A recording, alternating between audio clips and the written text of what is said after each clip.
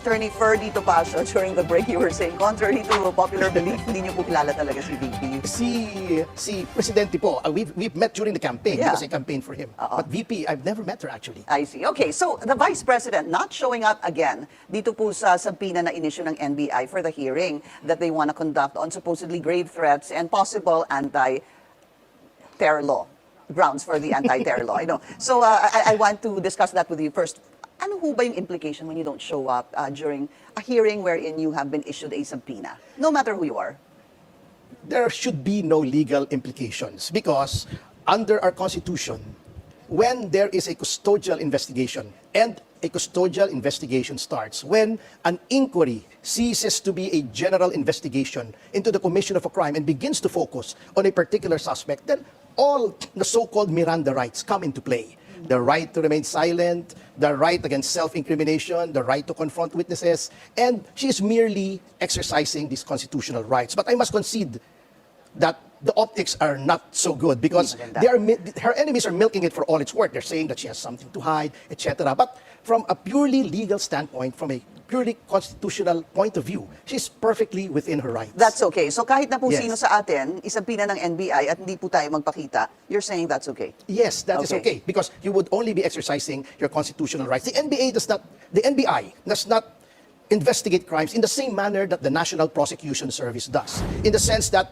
they can make no determination of whether or not there is probable cause to file a case in court. Yeah, It but is they all- will yes. recommend, Yes. di ba, the filing of cases, for example, with the panel of prosecutors, right? Yes, but then the panel of prosecutors will still have to investigate anew. Right. They cannot rely Sila on the pang findings of the preliminary NBI. Yes, investigation. yes, Okay. definitely. You cannot skip preliminary investigation without running afoul of the constitutional precepts of due process. So Vice President Sara was saying hindi na daw or ayaw niya pumunta because she doesn't feel like it's going to be a fair investigation. You have the NBI saying time and time again, you know, we want to look into possible grave threats or problems with the anti-terror law. And let me add, attorney, sinasabi nila na gusto namin imbestigahan yung sinasabi ni VP Sara na there are threats to her life.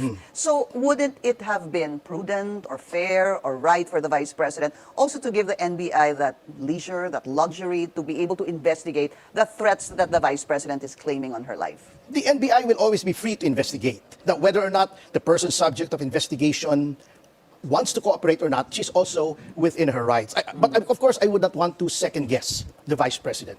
Because sometimes, not all the time, I also advise my clients who are being investigated by the NBI not to show up, and instead, it's the lawyer who shows up and tries to answer the questions and invoke the constitutional rights of the client. So I would not want to substitute my judgment for that of the Vice President. Maybe her lawyers have a different game plan, so I would not know. But of course, the NBI should feel free to continue with its investigation without the Vice President. Bakit ho kayo natawa nung pinag-usapan po natin yung grave threat at the anti-terror law? Natawa ko kasi she was saying, I mean, the Vice President was saying that this is out of the Arne Teves playbook, and I'm very familiar with that playbook because they did the same thing with us. First, they pulled out his security, like they did with VP Sara.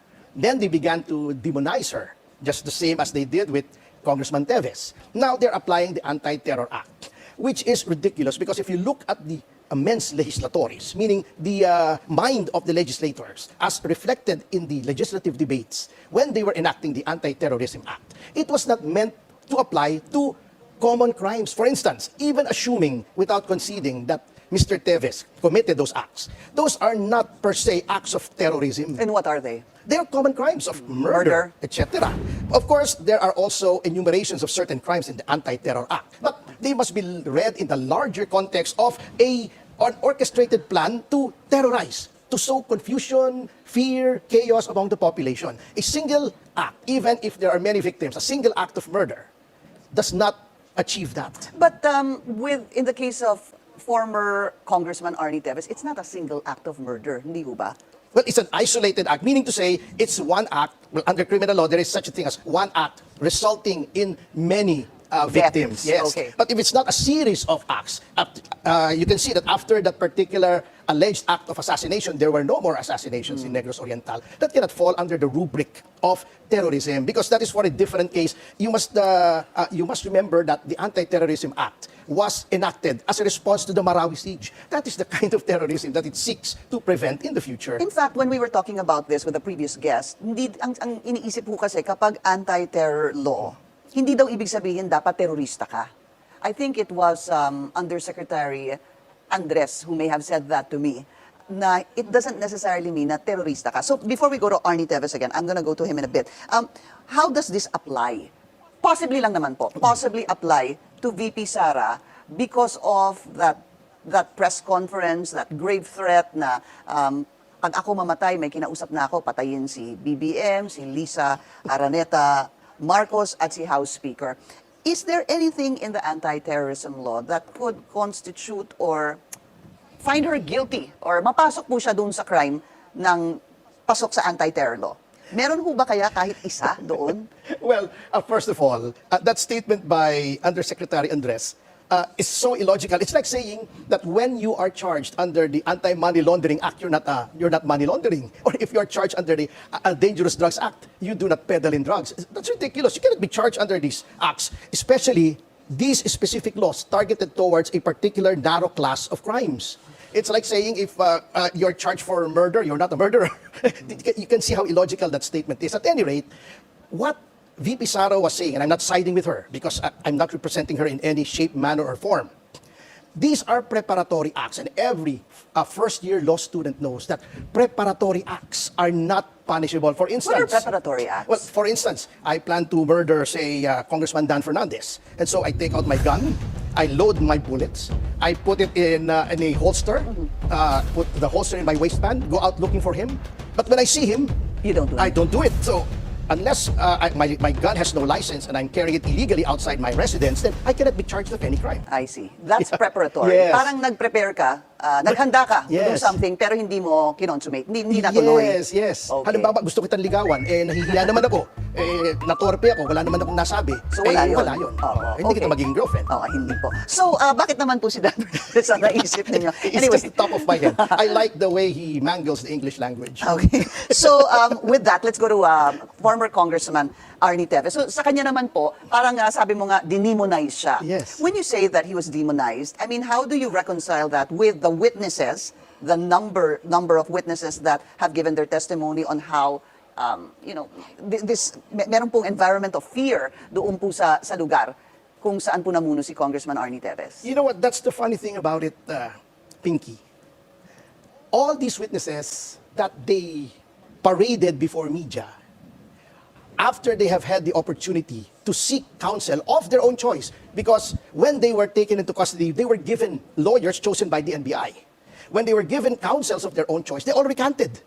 And as I was saying, under normal circumstances, when your witness recants during preliminary investigation, the case is dismissed. But in this case, since the President himself has intimated that he thinks that Congressman Teves is guilty, and then, of course, under the doctrine of qualified political agency, the Secretary of Justice can do no less than find probable cause. And that is something that is not being reported by media, this recantation. So, right now, Did the they recantation all stands. recant? Yes, they did. Lahat po? Yes, in fact, some of those who are co-accused of other crimes have been granted bail because the courts have found that evidence of guilt is not strong. And these are matters that are not reported to media. That's why I'm saying they're being demonized. All adverse news are being given far and wide publicity, but those favorable to my client are being suppressed for some in one way or another, or for some reason or another. So he went to Timor-Leste. Ano ba yung sinasabi sa flight is an admission of guilt? Tama ho ba yun? Flight is that is a general statement that cannot overturn a constitutional presumption of innocence. Okay, fair enough. But he left because... He left. No, he did not leave. Actually, that is another.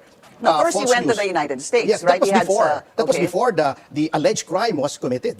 He was already out of the country. Therefore, technically, he did not flee. When you flee, there is a warrant of arrest against you, and then Umalis ka. yes, and then you hide. You conceal yourself to avoid being arrested under the authority of that warrant. So technically, he did not flee. He was already out of the country and fearing for his life based on the series of events that transpired, even as far back as December 2022, he chose the prudent path of being away from the country to prevent danger to life and limb. Why did he choose Timor-Leste? I have no idea, probably because it has no extradition treaty with the Philippines. Yes. And what else? What could be the other reason, sir? Well, any country is as good as any other if you're just trying to safeguard yourself. But as you see, we are going through the legal process in Timor-Leste. And so far, we have complied with this legal process. Am I correct in saying, though, that you've lost twice in the Court of Appeals? They've denied Arne Teves' request to remain in Timor-Leste? Another fake news, Okay. because in the first instance, we lost our fight against extradition. However, upon appeal to the plenary, that judgment was overturned because it was null and void for lack of due process. And so there What was the lack of due process there? Was it the vote? Was there something about the vote na hindi po, there wasn't enough votes? It was only heard by one justice. Okay. And there were 3 justices who signed, meaning to say, two of those who signed were not witness to the entire proceedings. And as Daniel Webster says, due process means that the law must hear before it condemns. So in this case, they did not hear the witnesses. They only knew about the case through the transcripts. So that And is that's not anathema. enough, huh? Yeah, that's That's not anathema enough. Okay. to due process. Okay.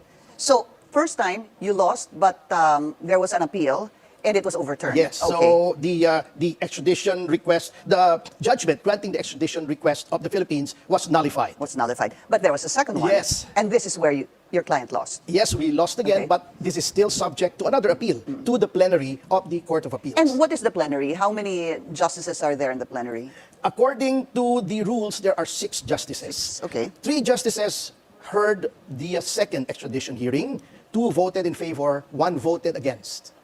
Because, of course, Timor-Leste is a very young country. And while there is a provision for a Supreme Court under its constitution, the Supreme Court, as a Supreme Court, has not yet been constituted up to this date. Kaya hanggang Court of Appeals pa lang Court of sila. Appeals, the Ngayon. plenary consists of 6 justices. That is where Yun na yun. you hold an appeal. I see. So their Court of Appeals only has 6 justices Yes. for now. Okay. Very quickly, though, I wanted to discuss the case of Cassie Ong or Yes, poor Cassandra Cassie Ong. So she's been moved to the Women's Correctional in Mandaluyong since September 25, if I'm Yes. not mistaken. Just to be clear, because maybe marami na rin pong nakalimot doon sa progress nung kanyang, wala naman siyang kaso eh. None Yung whatsoever. kanyang testimonya sa Quadcom, sir. So, number 1, wala pa ho siyang kaso. Up to now, wala pa po. Okay. Why is she still detained at the Women's Correctional? It's been almost 3 months. Because after the first detention order has run its course, meaning the time frame has expired, they wanted her to submit certain documents, which was physically impossible for her to do because she does not have those documents. The bulk of those documents are in the hands already of the law enforcement authorities because they confiscated them when they raided the POGO offices. So, who is this? Is this PAOK? I really don't know, Paok or whoever, but she does not have them. What are these documents, Attorney Topacio? These are contracts of leases, financial statements, etc. And she doesn't Corporate have documents. a copy in her home? But you have to understand that she's been in detention since the time that she was repatriated. So how can she get those copies? It's in the corporate offices. She's a corporate officer. And we have already explained to the Quadcom. But of course, the Quadcom is a law unto itself. And what do you plan to do? She's been there for almost 3 months. Again, this is a question that's been raised similarly to Attorney Zulaika Lopez. Yes. Where she was moved from the House of Representatives Detention Center to the VMMC, to St. Luke's, and then back to VMMC, where medyo nagkaroon po siya supposedly ng trauma. Ano po? What is really the power of Congress, or where can they detain resource persons that they deem or call out in contempt because of maybe they're lying to the eyes of the lawmakers? It's supposed to be in the custody of the Senate or the House, as the case may be. That is why both the Senate and the House have their own respective detention facilities. Okay. The Correctional Institute for Women is not only an executive facility, it is a facility for convicted felons. And therefore, the Ibig legislature... sabihin natin, sentensyahan Yes. ka na. Oo. The legislature has no business telling the executive what to do under the doctrine of separation And of powers. what do you intend to do about that? Well, we are trying to see whether there is some shred of humanity left in the Quadcom that they will release her during the holidays, as the Senate did with Arvin Balag. If you recall that case of the murder of Atty. Castillo, Arvin Balag was one of those implicated as a member of the fraternity, and he was detained on contempt charges also. Yet they released him sometime in December for humanitarian reasons. Attorney, I know that there is going to be, if I'm not mistaken, a resumption of the Quadcom hearing tomorrow. That is going to be Thursday. Number 1, do you still attend? We attend, we render legal assistance to the best of our abilities, notwithstanding the harassment tactics of the chairs of Will Cassie Ong be attending tomorrow? If she is subpoenaed, of course, we will attend. We will respect the Quadcom. We respect the Quadcom, although we do not respect many of the members thereof. Okay, but you don't know if she was being summoned. We should know pretty Bukas na soon. po ito eh. My understanding is the continuation of the Quadcom is tomorrow. We have not received any subpoena as of this time. Okay, but do you plan to appeal, make a formal appeal to the lawmakers to maybe release her from the correctional in Mandaluyong?